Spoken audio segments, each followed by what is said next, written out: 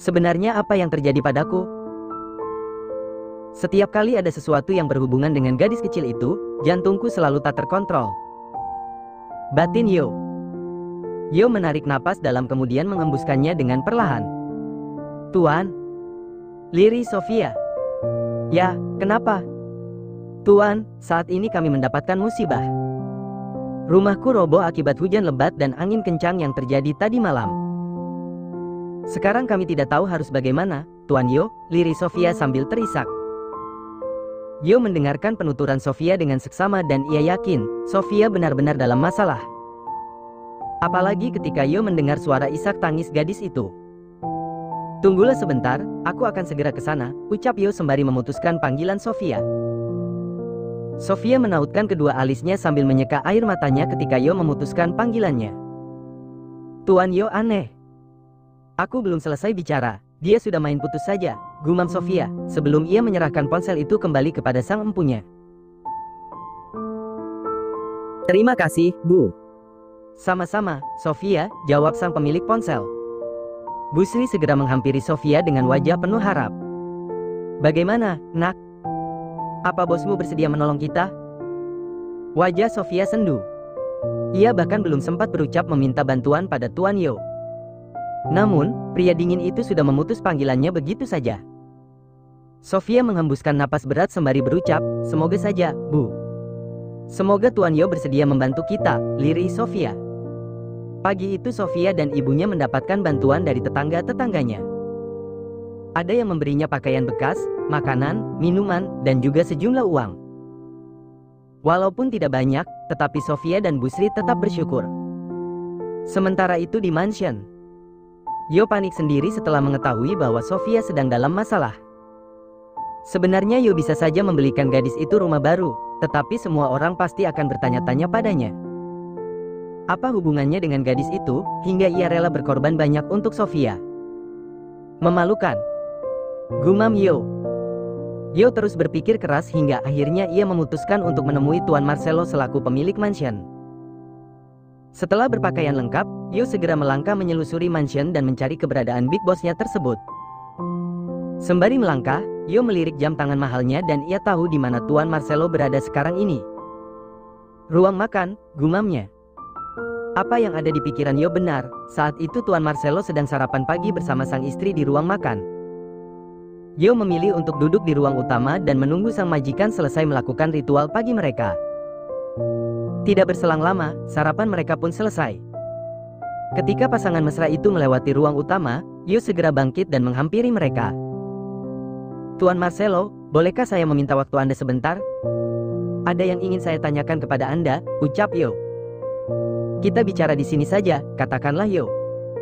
Yo nampak ragu menceritakan keinginannya kepada Marcelo. Karena saat itu Marisa masih berdiri di samping suaminya. Sebenarnya, Yo kembali melirik Marisa. Sedangkan wanita muda itu membalas tatapan Yo sambil mengangkat sebelah alisnya. Tuan Marcelo, tadi malam salah satu pelayan Anda mengalami kejadian naas. Rumahnya roboh akibat hujan deras dan angin kencang yang terjadi tadi malam, ucap Yo. Pelayanku? Siapa? Tanya Marcelo bingung. Sofia, pelayan baru di mansion ini. Apa? Sofia? Pekik Marisa sambil membulatkan matanya. Lalu bagaimana keadaannya sekarang? Tanya Marisa panik. Dia baik-baik saja, Nona. Hanya saja dia dan ibunya kehilangan tempat tinggal mereka, jawab Yo. Dedi, kita jenguk dia. Dia pasti sangat membutuhkan bantuan kita, ajak Marisa kepada suaminya. Tapi hari ini aku ada meeting, Ca. Biarkan Yo saja yang mengatur semuanya. Tidak, tidak. Aku tidak mau. Ayolah Dat. Please, rengek Marisa.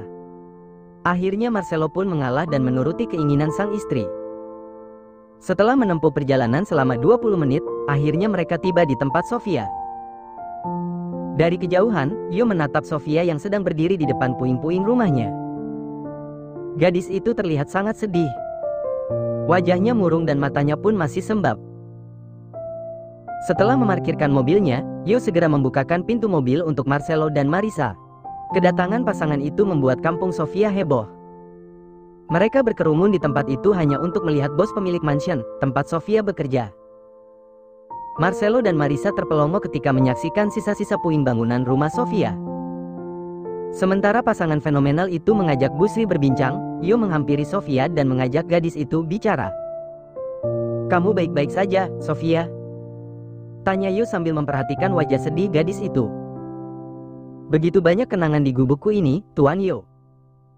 Kenangan masa kecilku, kenangan terpahit, termanis, semuanya terjadi di gubuk reot ini. Dan sekarang, gubuk ini rata dengan tanah dan menghilang bersama kenangannya." "Oh, ya." Sofia berbalik dan menatap wajah dingin Yo saat itu. "Terima kasih sudah bersedia membantu saya, Tuan Yo. Saya tidak tahu bagaimana cara membalasnya." "Ini tidak gratis, kamu harus tetap membayarnya, Sofia." Yo menyeringai licik menatap Sofia. Sofia sempat memasang wajah malas, tetapi hanya sebentar. Setelah itu ia pun kembali tersenyum hangat kepada lelaki itu.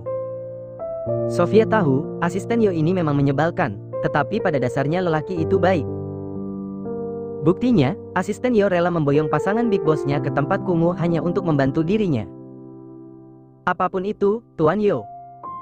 Yang penting kamu tidak memintaku menggantinya dengan sejumlah uang.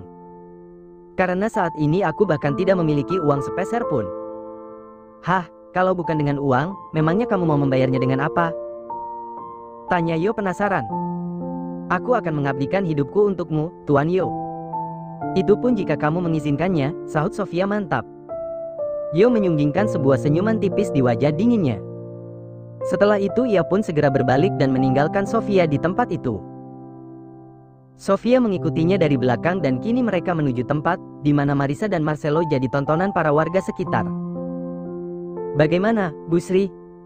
Apa Ibu setuju?" tanya Marcelo kepada Bu Sri yang duduk tak jauh darinya. Bu Sri menganggukkan kepalanya dengan cepat dan senyuman kebahagiaan itu akhirnya terpancar di wajahnya yang memucat. "Ya, Tuan. Tentu saja saya setuju." "Terima kasih, Tuan." "Terima kasih banyak," jawabnya dengan berkaca-kaca. Sofia dan Yo yang baru saja tiba di tempat itu segera menghampiri mereka. Yo berdiri tak jauh dari tuannya, sedang Sofia duduk di samping ibunya. "Sofia, Tuan Marshmallow baik sekali, nak. Dia mengizinkan kita tinggal di rumahnya yang besar itu untuk sementara," ucap Bu Sri dengan sangat antusias mengatakannya. Sampai-sampai ia tidak sadar bahwa ia sudah salah sebut nama Marcelo. "Tuan Marcelo, Bu." Sofia benar-benar malu ketika ibunya salah mengucapkan nama sang majikan. Ia sempat melirik ke arah pasangan itu dan juga Yo. Ia takut mereka marah kepada ibunya. Ternyata ia salah, baik Marisa maupun Marcelo sama sekali tidak marah, malah terkekeh pelan. Hanya Yo yang tidak bisa ditebak apa yang ada di dalam pikirannya sekarang. Wajah lelaki dingin itu tetap saja datar ketika membalas tatapan Sofia saat itu. "Iya, maafkan ibu." Wajah Bu Sri memerah menahan malu, begitu pula Sofia. "Maafkan ibu saya ya, Tuan." "Tidak apa-apa, tenang saja," jawab Marcelo, masih dengan senyuman yang terus mengambang di wajah tampannya. "Terima kasih banyak, Tuan. Kalian bisa kembali lagi ke sini setelah rumah kalian selesai dibangun. Rumah yang lebih bagus dan lebih kokoh daripada sebelumnya," lanjut Marcelo. Sofia menutup mulutnya yang menganga dengan kedua tangan. Ia tidak menyangka bahwa bantuan yang ia dapatkan dari Tuan Marcelo jauh melebihi harapannya. Matanya berkaca-kaca ketika menatap wajah pasangan itu. "Terima kasih banyak, Tuan. Aku tidak tahu bagaimana cara membalas kebaikan kalian," lirih Sofia. Marcelo melirik jam tangan mewahnya. Ternyata mereka sudah lumayan lama berada di tempat itu. "Sebaiknya kita pulang, Ca. Lagi pula aku masih harus kembali ke kantor," ucap Marcelo kepada Marisa. "Baiklah, aku juga ingin beristirahat, Dad." Pasangan itu pun segera pamit kepada Sofia, Bu Sri dan warga sekitar yang masih mengerumuni mereka. Setelah kepergian Tuan Marcelo, Sofia mempersiapkan barang-barang yang akan dia bawa ke mansion nantinya bersama sang ibu, sebelum anak buah Yo datang menjemput mereka. "Mungkin ini sudah janji Sofia ya, Bu. Sofia akan terus mengabdi pada keluarga mereka. Lihatlah yang mereka lakukan untuk keluarga kita, lebih dari harapan kita sebelumnya," ucap Sofia kepada sang ibu yang sedang merapikan pakaian yang masih bisa mereka gunakan. "Bekerjalah yang baik di sana, Sofia. Jangan sampai mengecewakan mereka. Ibu pun akan membantu pekerjaanmu semampu ibu, sahut Bu Sri dengan mata berkaca-kaca menatap Sofia.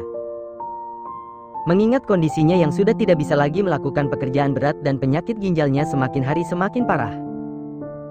Hanya saja ia tidak pernah memberitahukan masalah ini kepada Sofia. Ia tidak ingin anak gadisnya itu semakin khawatir. Apalagi selama ini hidupnya hanya bergantung pada gadis itu. Ya, Bu. Tidak berselang lama, mereka pun selesai berkemas dan tepat di saat itu, sebuah mobil berhenti di halaman rumah tetangga mereka. Seorang bodyguard keluar dari mobil tersebut kemudian membantu mengangkat barang bawaan Sofia dan Bu Sri dan memasukkannya ke dalam mobil. Setelah semuanya siap, bodyguard itu pun segera membawa Sofia dan Bu Sri menuju mansion. Selamat datang, Bu Sri. Semoga kalian betah tinggal di sini. Marisa menyambut kedatangan kedua wanita beda usia itu dengan wajah semeringah. Terima kasih banyak, Nona. Sofia tidak sanggup untuk tidak memeluk Marisa.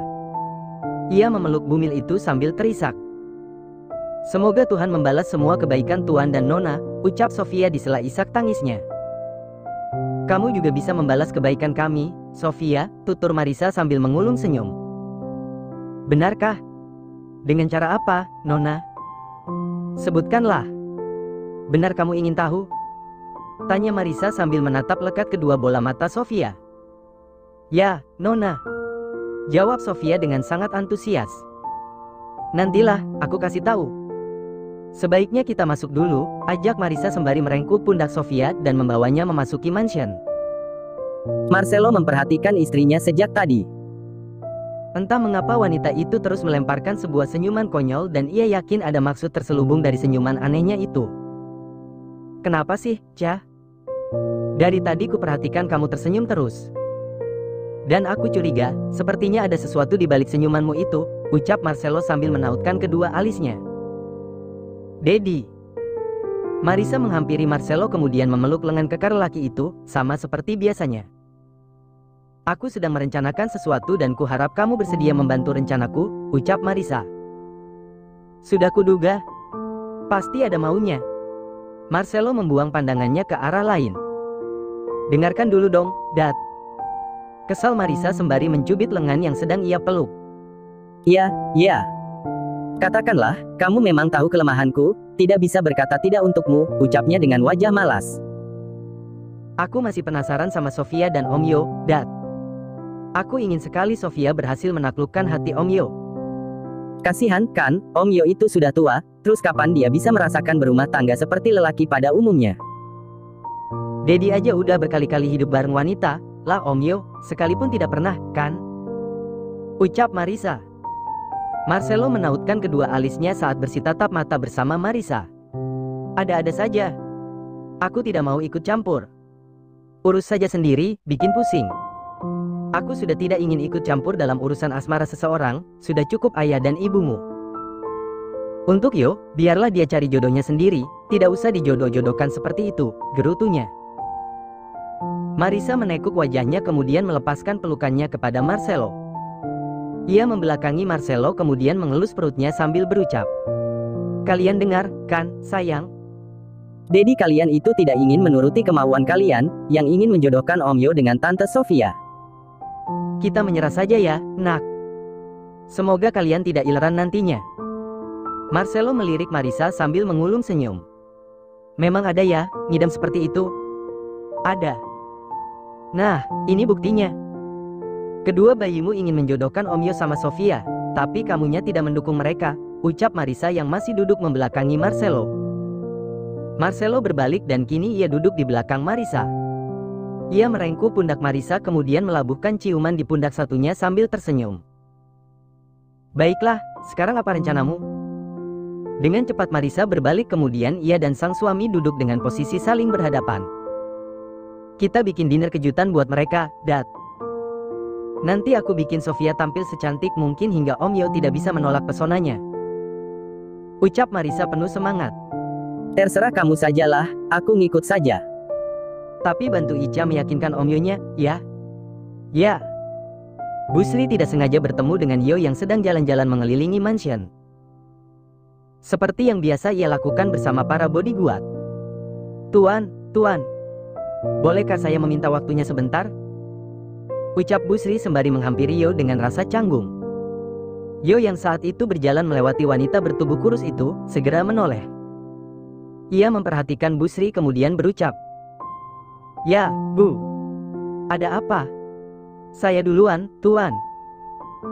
Bodyguard yang tadi menemani Yo mengelilingi mansion segera pamit dan pergi meninggalkan Yo di ruangan itu bersama ibundanya Sofia. "Tuan, sebenarnya saya ingin berterima kasih kepada Anda, Tuan. Terima kasih atas semua bantuan yang Anda berikan kepada saya dan anak saya, Sofia. Tanpa bantuan dari Anda, mungkin saat ini kami sudah tidur di teras rumah orang-orang."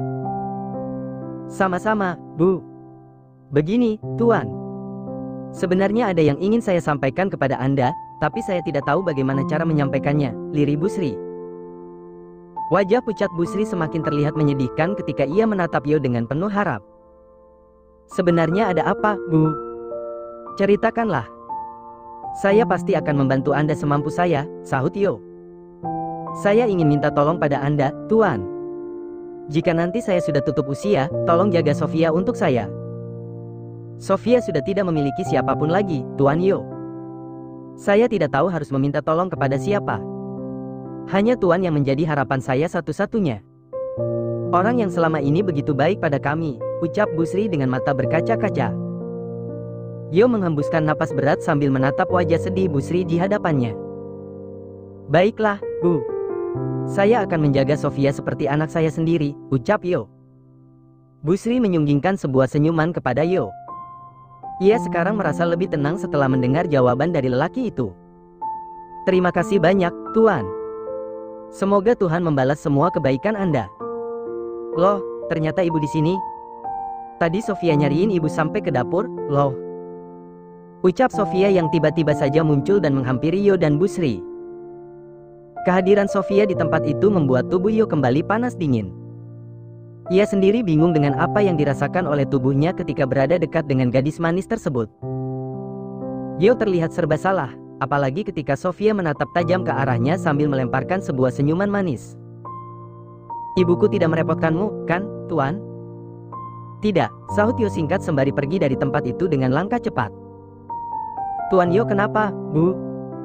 Apa dia sedang kesambet?" gumam Sofia sambil memperhatikan Yo yang semakin menjauh darinya. "Jangan-jangan aku mendapatkan karma karena sering menertawakan kemalangan Tuan Marcelo ketika jatuh cinta pada Nona Marisa." "Tidak boleh. Aku tidak boleh jatuh cinta pada gadis ingusan itu. Aku tidak ingin menjadi bodoh sama seperti Tuan Marcelo," gumam Yo dengan wajah pucat berjalan menuju kamarnya. "Bantuin Ica ya, Dat," ucap Marisa sebelum Marcelo melesat bersama mobilnya menuju kantor. "Iya." Marcelo mengelus pipi Marisa, kemudian melambaikan tangannya kepada wanita itu setelah Yo melajukan mobilnya, meninggalkan mansion. "Yo."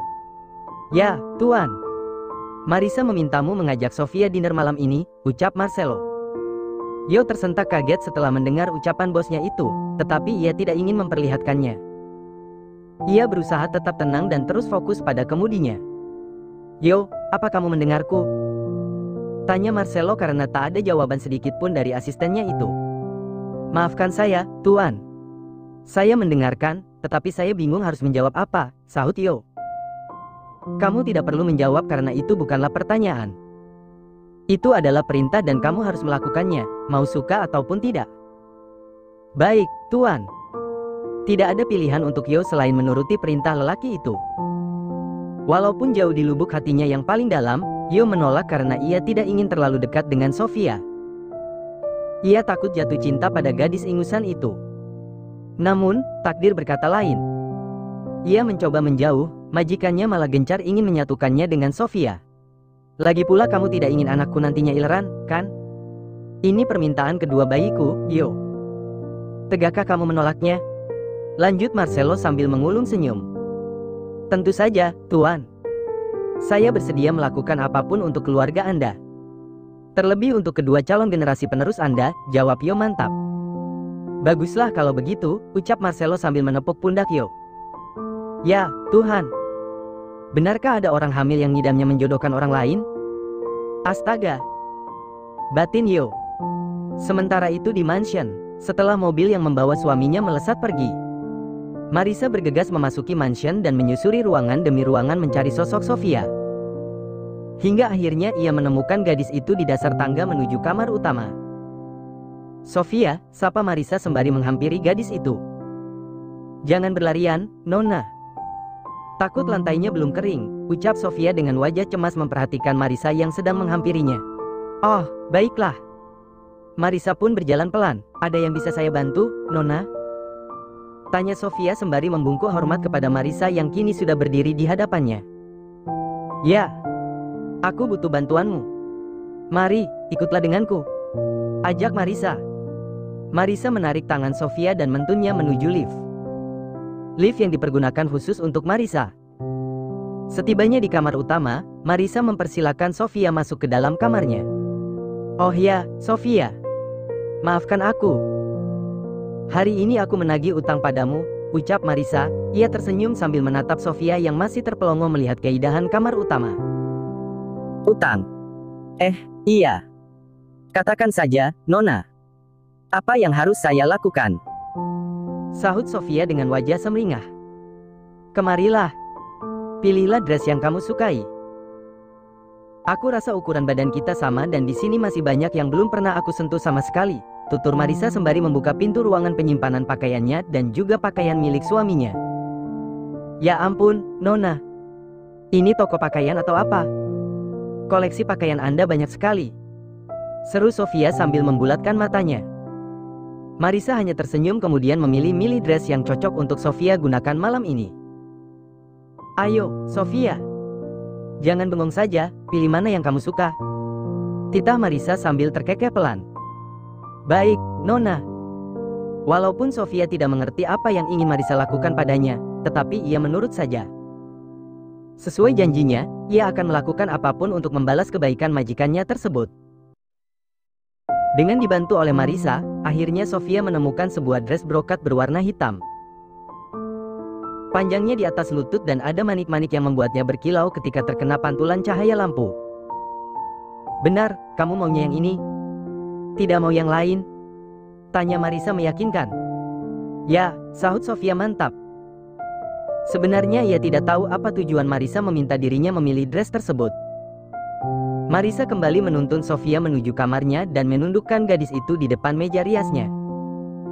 "Sebenarnya Nona ingin saya melakukan apa?" tanya Sofia mulai kebingungan. "Dinner," jawab Marisa. "Dinner? Maafkan saya, tapi saya tidak mengerti, Nona. Malam ini aku ingin kamu makan malam bersama Om Yo. Kamu mau, kan?" sahut Marisa sembari menatap bayangan Sofia di dalam cermin riasnya. "Apa?" pekik Sofia dengan mata membulat sempurna. "Luluhkan hati Tuan Yo, Sofia. Kerahkan segenap kemampuanmu agar hatinya yang dingin itu meleleh." "Bukankah kamu menyukai lelaki itu?" Sofia terkekeh pelan dengan wajah memerah menahan malu. "Sebenarnya sih iya, Nona. Tapi saya tidak yakin bisa meluluhkan hati Tuan Yo. Nona lihat saja sikapnya selama ini terhadap saya. Dia selalu menjaga jarak jika kami sedang berdekatan," tutur Sofia. "Tapi kali ini dia tidak akan bisa menolakmu, Sofia. Aku akan membuatmu menjadi cantik hingga ia tidak bisa melepaskan dirimu dari pandangannya. Percayalah padaku," ucap Marisa, mencoba meyakinkan Sofia saat itu. "Semoga saja ya, Nona. Tapi jika aku gagal melakukannya, aku harap Nona tidak akan marah kepadaku," lirih Sofia. Marisa tergelak mendengarnya. "Kenapa aku harus marah padamu, Sofia? Jika sampai Om Yo masih menolakmu, itu artinya ia memang benar-benar sudah tidak normal," balas Marisa.